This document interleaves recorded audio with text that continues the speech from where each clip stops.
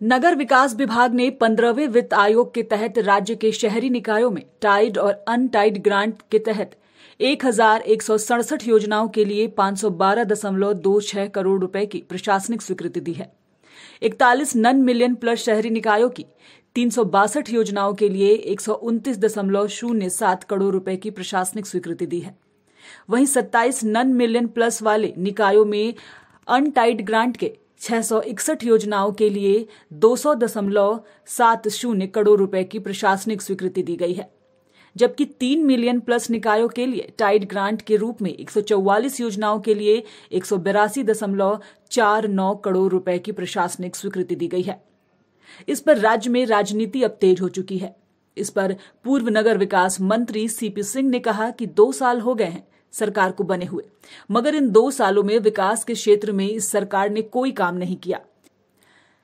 सरकार के द्वारा योजनाओं को धरातल पर नहीं उतारा जाएगा तो कोई काम कैसे होगा? सिर्फ हवाई काम करने से कुछ नहीं होता। सरकार केवल एक ही काम कर रही है, स्मार्ट सिटी की जमीन की नीलामी कर रही है, जो कि मुझे समझ नहीं आ रहा कि वह ऐसा क्यों कर रही है। साल तो लगभग समाप्त होने जा रहे हैं। 2 साल में एक भी ऐसा काम नहीं किया जो याद किया जा सके कि इन्होंने कोई काम किया है। देखिए, सिर्फ योजना चाहे कोई भी सरकार हो, जब तक धरातल पर नहीं उतरती है तो हवाई योजनाएं बनाने से उसका कोई लाभ नहीं होता। हाँ, ये जरूर कर रहे हैं कि अभी स्मार्ट सिटी के अंदर प्लॉटों की नीलामी कर रहे हैं। मुझे समझ में नहीं आ रहा है कि स्मार्ट सिटी के अंदर प्लॉटों की नीलामी क्यों कर रहे हैं। वहीं दूसरी ओर सीपी सिंह के सवालों का जवाब देते हुए कांग्रेस प्रवक्ता का कहना है कि सीपी सिंह पूर्व में नगर विकास मंत्री रह चुके हैं।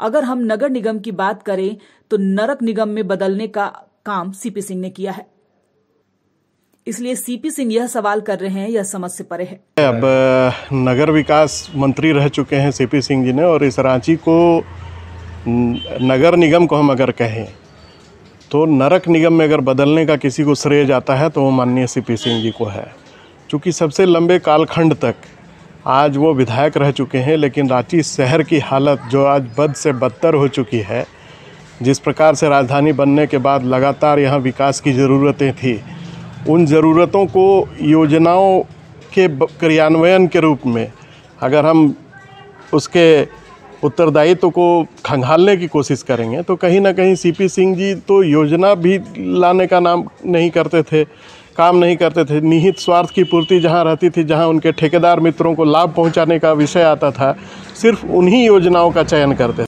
बहरहाल सत्ता पक्ष और विपक्ष में अब इस बात पर भी ठन चुकी है, इसलिए देखना यह होगा कि यह मुद्दा कहां तक जाता है। न्यूज़ विंग के लिए रांची से मनीष झा की रिपोर्ट।